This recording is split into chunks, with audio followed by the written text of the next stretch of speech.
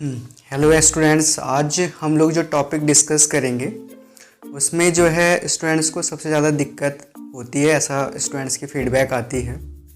तो जो आज का टॉपिक है वो है finding the inverse of a matrix.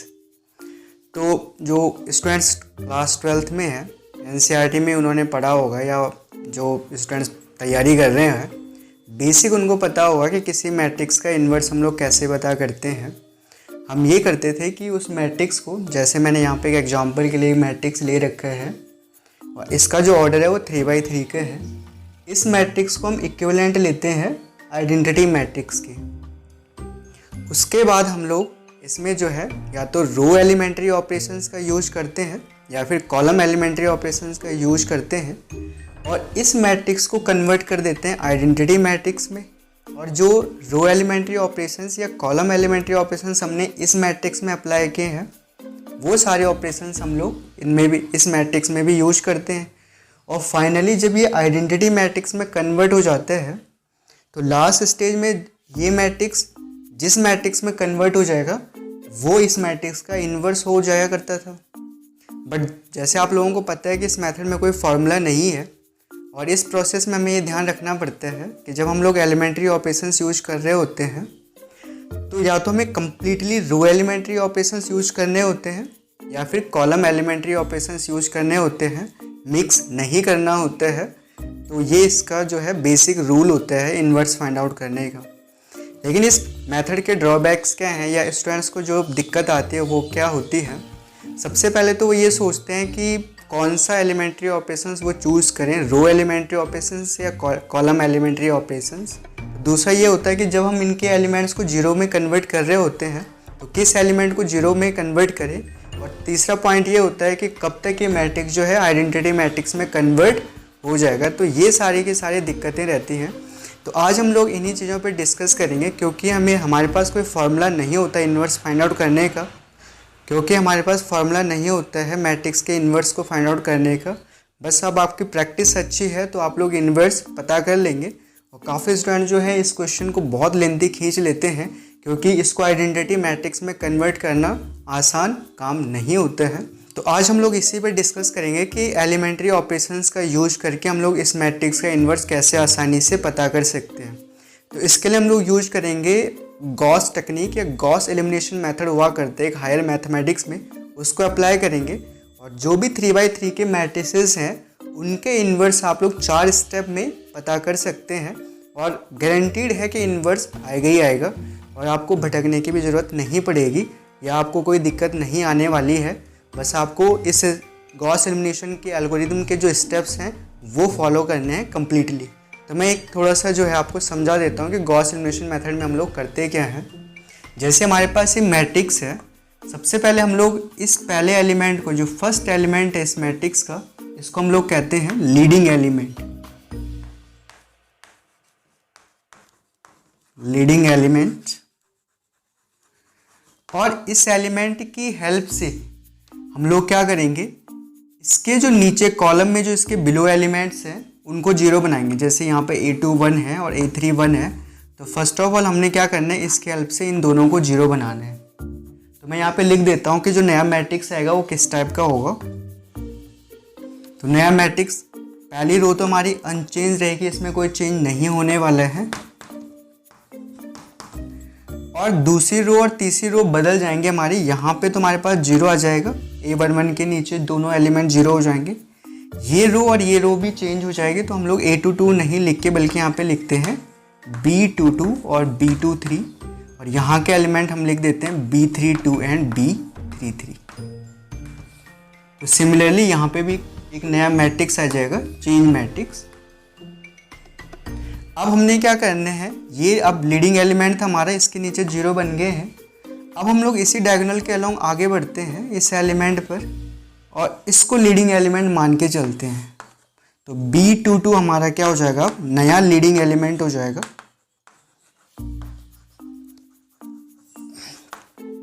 इसको लीडिंग एलिमेंट मानते हुए इसके नीचे जो एलिमेंट है इसकी हेल्प से हम लोग इसको जीरो बनाएंगे। ये वाले एलिमेंट को B32 को हम लोग कन्वर्ट कर देंगे जीरो में।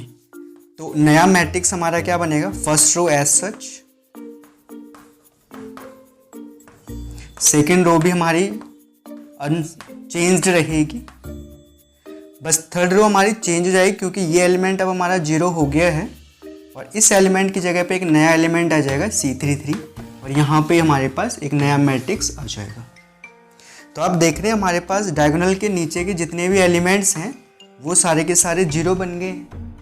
अब गॉस एलिमिनेशन टेक्निक में जो हमारा तीसरा स्टेप होगा, इस एलिमेंट को हम लोग लीडिंग एलिमेंट लेंगे और इसके ऊपर के एलिमेंट्स को हम क्या कर देंगे, 0 में कन्वर्ट कर देंगे। और जैसे ये एलिमेंट 0 हो जाएंगे उसके बाद हम लोग फिर इसके पास C33 से बैक आएंगे और इस एलिमेंट को लीडिंग एलिमेंट मानेंगे और इसके हेल्प से इस एलिमेंट को 0 बनाएंगे। तो फाइनली जो आपके पास एक मैट्रिक्स आएगा वो इस टाइप का आएगा। यहाँ पे कोई एलिमेंट होगा, हम मान के चलते हैं D11, यहाँ पे दूसरा एलिमेंट होगा D22, यहाँ पे होगा D33, इसके ऊपर के दोनों एलिमेंट 0, यहाँ पर भी हमारे पास 0 आ जाएगा, यहाँ पे भी 0, यहाँ पे भी 0, यहाँ पे भी 0। तो आप देख रहे हैं हमारे पास सारे के सारे एलिमेंट जो है डायगोनल के बिलो और डायगोनल के ऊपर सब 0 हो गया है। अब हम लोग क्या करेंगे, क्योंकि इसको आइडेंटिटी मैट्रिक्स में चेंज करना है, पहले रो को D11 से, दूसरे को D22 से और तीसरे को D33 से डिवाइड कर देंगे तो ये आइडेंटिटी मैट्रिक्स में कन्वर्ट हो जाएगा। इस तरीके से अगर हम स्टेप्स फॉलो करते हैं गॉस एलिमिनेशन मेथड के तो 4 स्टेप में आपके पास इन्वर्स आ जाएगा। पर मेन जो पार्ट है इसका वो है कि इसकी कैलकुलेशन जो है आपको अपनी फास्ट रखनी है, इसलिए आपको प्रैक्टिस तो ज़रूर करनी ही पड़ेगी इन क्वेश्चन में। तो कैलकुलेशन जो है जब यहाँ पे हम सॉल्व कर रहे होंगे तो नंबर्स में जब एडिशन और सब्ट्रैक्शन हो रहा होगा तो वो वाला पार्ट आपको अपना स्ट्रॉन्ग करना है।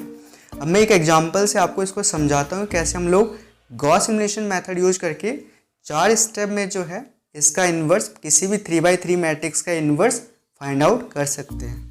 तो यहाँ पे मैंने एक एग्जांपल लिया हुआ है, ये हमारा A मैट्रिक्स है, 2 1 3 first row, second row is 3 2 1 और थर्ड रो है 5 0 3। अब हम लोग क्या करेंगे कि जैसे मैंने आपको कहा था, इस पहले एलिमेंट को हम लिखेंगे लीडिंग एलिमेंट और इसके हेल्प से जो है इन दो को 0 बनाएंगे। तो आप देखोगे जो लीडिंग एलिमेंट है वो 2 है और ये जो इसके बिलो एलिमेंट्स हैं वो हैं 3 और 5, और 2 के टेबल में 3 और 5 तो कहीं आते हैं नहीं। हम लोग ऐसा करेंगे, इस दूसरी रो को, क्योंकि हमें जब ये 3 होगा और 3 - 3 ही 0 मिलेगा हमें, और इसे हमें 5 बनाना होगा तब 5 - 5 तब जो है 5 - 5 0 के इक्वल होगा। हम लोग ऐसा करते हैं, R2 जो हमारी सेकेंड रो है ये वाली, दिस इज R2, इसको चेंज करेंगे R2 माइनस, इसको हमें 3 बनाना है तो यहाँ पे पहले हमें 2 से डिवाइड करना पड़ेगा। मीन्स हमने क्या किया, R1 को डिवाइड किया 2 से और 3 से मल्टीप्लाई करना पड़ेगा, तो कुल मिला के हम लिखेंगे R2 माइनस 3/2 R1। और एंड थर्ड रो को हम रिप्लेस करेंगे कैसे, R3 will be replaced by R3 minus, देखो यहाँ पे 5 आना चाहिए तो ये होगा 5/2 R1। तो जब हम ये एलिमेंट्री ऑपरेशन लगाएंगे तो ये मैट्रिक्स इसके में कन्वर्ट हो जाएगा। लेकिन हमें ध्यान देना है कि इसको हमें आइडेंटिटी मैट्रिक्स के इक्विवेलेंट लिख के उस आइडेंटिटी मैट्रिक्स में भी सिमिलर चेंज करने हैं। तो मैं यहाँ पे डायरेक्ट लिख रहा हूँ, ये मैट्रिक्स हमारा आ जाएगा, पहली रो तो एज सच होगी, दूसरी रो हमारी आ जाएगी 0।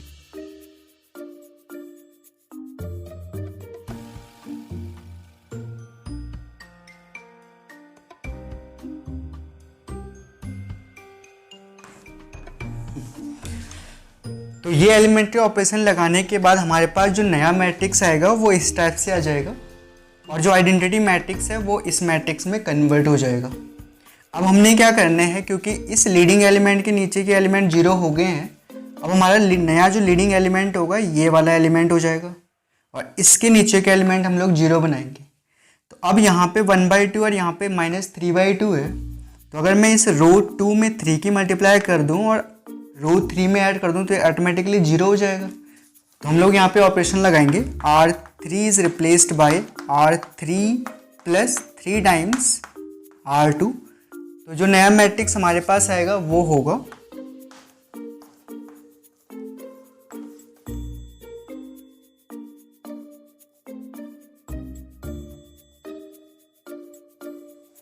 तो नया मैट्रिक्स हमारा इस टाइप से ये आ जाएगा।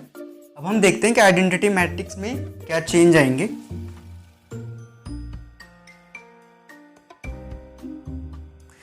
तो अब इस एलिमेंट्री ऑपरेशंस को लगाने के बाद जो हमारा मैट्रिक्स चेंज हुआ है वो इतना हो गया है, और आइडेंटिटी मैट्रिक्स में जो चेंज आए हैं वो इस टाइप से हुए हैं। ये वाला पार्ट, ये वाला मैट्रिक्स हमें मिल जाएगा। बस इस सिस्टम में आपको ये ध्यान देना होगा कि जो आपकी कैलकुलेशन है, नंबर्स को जो एडिशन और सब्ट्रैक्शन करना है, वो पार्ट आपका स्ट्रांग होना चाहिए। अगर आपको एडिशन और सब्ट्रैक्शन में आप वीक हैं तो आपके यहाँ पर मिस्टेक होने के चांसेस बढ़ जाएंगे, तो वहाँ आपको थोड़ा प्रैक्टिस करनी ही पड़ेगी। चलिए, तो अब हमारे पास डायगोनल के, अगर आप देखें इस मैट्रिक्स के डायगोनल के जो नीचे के एलिमेंट है वो सारे 0 बन गए हैं। अब हम इस वाले एलिमेंट को लीडिंग एलिमेंट लेंगे और इसके ऊपर के एलिमेंट को 0 बनाएंगे। लेकिन यहाँ पे थोड़ा सा आपको पॉज करना है और रुकना है, क्योंकि आप देख रहे होंगे कि मैट्रिक्स में जो है फ्रैक्शंस आ चुकी हैं। तो हम ऐसा करते हैं, पहले इस मैट्रिक्स को फ्रैक्शंस फ्री बनाते हैं, क्योंकि अगर आप फ्रैक्शंस के साथ कैलकुलेशन कर रहे होंगे तो मिस्टेक्स होने के चांसेस ज़्यादा होते हैं। इसलिए हम लोग क्या करते हैं, इस मैट्रिक्स से फ्रैक्शंस को रिमूव कर देते हैं। तो मैं ऐसा करता हूँ, जैसे आप लोग देख रहे होंगे दूसरी रो में 1/2 माइनस 7/2 है, तो दूसरी रो को आप रिप्लेस कर दीजिए 2 × R2 से। और यहाँ थर्ड रो में क्योंकि लीडिंग एलिमेंट -12 है, तो आप इसको ऐसा कीजिए 0 के करीब लेके जाइए। तो इसके लिए हम लोग क्या करेंगे, R3 को रिप्लेस कर देंगे 1/12 एंड R3। इससे क्या होगा, ये -1 में कन्वर्ट हो जाएगा। तो जो नया मैट्रिक्स हमारे पास बनेगा वो होगा 2 1 3 0 1, क्योंकि आपने इसमें 2 की मल्टीप्लाई की है, -7, और थर्ड रो हमारी हो जाएगी 0 0 -1।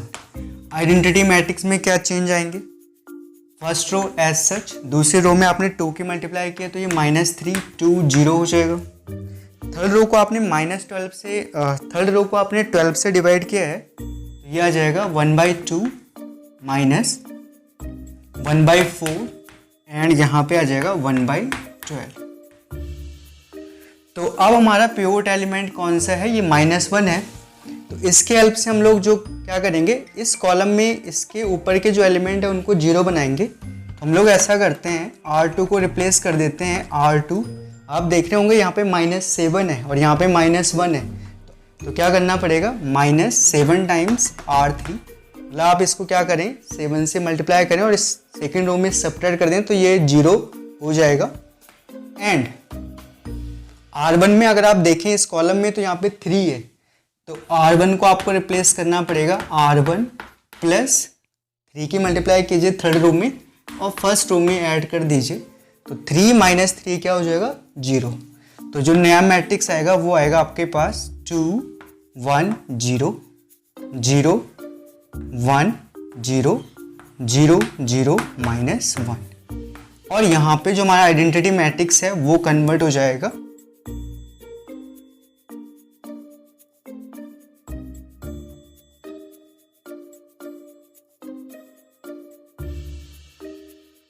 इन एलिमेंट्री ऑपरेशंस को यूज करने के बाद जो हमारा मैट्रिक्स है, मेन मैट्रिक्स था जिसका हमें इन्वर्स निकालना था, वो तो कन्वर्ट होके इतना हो जाएगा, और आइडेंटिटी मैट्रिक्स जो है इस मैट्रिक्स में चेंज हो जाएगा। अब आपने क्या करना है, वापस आके इसी डायगोनल में इसको आपने जो है लीडिंग एलिमेंट लेने हैं और इसकी हेल्प से इसके ऊपर जो एलिमेंट है ये वाला 1, इसको 0 बनाना है। तो आपने क्या करना है, R1 को सिंपली रिप्लेस करना पड़ेगा आपको R1 माइनस R2 से। क्यों, क्योंकि इसके ऊपर भी 1 है और ये खुद 1 है, तो 1 - 1 0 हो जाएगा। तो सिंपली हमारे पास मैट्रिक्स आ जाएगा 2 0 0 0 1 0 0 0 -1, और यहाँ पे जो आइडेंटिटी मैट्रिक्स है वो कन्वर्ट हो जाएगा हमारा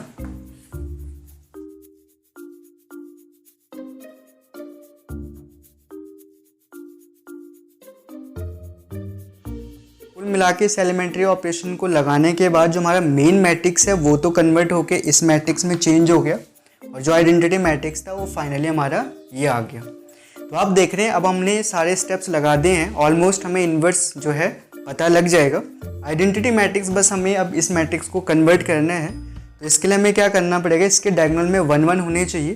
तो सिंपली बस लास्ट स्टेप है, आप इस पहली रो को 2 से डिवाइड करें ताकि ये 1 हो जाए, और थर्ड रो को आप -1 से मल्टीप्लाई करें ताकि ये 1 हो जाए। तो आपने लिखना है R1 is replace by 1/2 of R1 and R3 को आपने रिप्लेस करना है -1 × R3। तो तो जो नया मैट्रिक्स हमारा बन जाएगा वो तो हमारा ये आ जाएगा, ये आइडेंटिटी मैट्रिक्स में कन्वर्ट हो चुका है। और अगर आप देखें इस वाले मैट्रिक्स में हमारे पास आ जाएगा 3 -3/2, यहाँ पे आ जाएगा -1/6, -13/2, 15/4, 7/12, और यहाँ आपने माइनस की मल्टीप्लाई की थी तो ये हमारे पास इस तरीके से कन्वर्ट होके आ जाएगा। तो आप देख रहे होंगे इस तरीके से जो है ये मेन मैट्रिक्स हमारा आइडेंटिटी मैट्रिक्स में कन्वर्ट हो चुका है। और जो आइडेंटिटी मैट्रिक्स जो हमने इसके इक्विवेलेंट लिया था वो कुल मिला के लास्ट में ये आ जाता है। ये हमने इन्वर्स यहाँ पे इसका पता कर लिया है। तो आप देख पा रहे होंगे जो मेन स्टेप्स थे हमारे वो केवल 4 स्टेप्स हैं। तो गॉस एलिमिनेशन मेथड के 4 स्टेप लगा के हम लोग किसी भी मैट्रिक्स का इन्वर्स आसानी से निकाल सकते हैं। तो आपको बिल्कुल भी जो है कंफ्यूज नहीं होना है, डाउट में नहीं रहना है कि रो एलिमेंट्री ऑपरेशन यूज करने या कॉलम यूज करने हैं और जीरो किस एलिमेंट को बनाना है। अगर आपको क्लियरली गॉस एलिमिनेशन मेथड के स्टेप्स पता हो तो आप जो है टफ से टफ मैट्रिक्स के इन्वर्स भी निकाल सकते हैं आसानी से। बस आपको मैंने वही कहा कि आपको जो है आपके एडिशन और सब्ट्रैक्शन में आपको स्ट्रॉन्ग बनना है, वहाँ आपको प्रैक्टिस थोड़ा करनी पड़ेगी। और हर साल जो है अगर आप बोर्ड एग्जाम दे रहे हैं 12th का तो आप देखेंगे हर साल जो है लगभग एक क्वेश्चन जो है इन्वर्स फाइंड आउट करने पर आते ही आता है। नाउ एक इम्पोर्टेंट बात मैं आपको बताते चलता हूँ, जब आप रो एलिमेंट्री ऑपरेशन यूज कर रहे होंगे और ऐसा करते टाइम अगर आपके पास किसी स्टेप में पूरी की पूरी जो रो है इंटायर रो 0 हो जाती है तो समझ जाना है कि उस मैट्रिक्स का इन्वर्स पॉसिबल नहीं है, उस मैट्रिक्स का इन्वर्स एग्जिस्ट नहीं करता है। तो होप सो आपको आसानी से समझ आ गया होगा कि गॉस एलिमिनेशन मेथड हम लोग कैसे यूज करते हैं और कैसे मैट्रिक्स का इन्वर्स हम लोग आसानी से पता कर सकते हैं। Thank you very much for watching the lecture.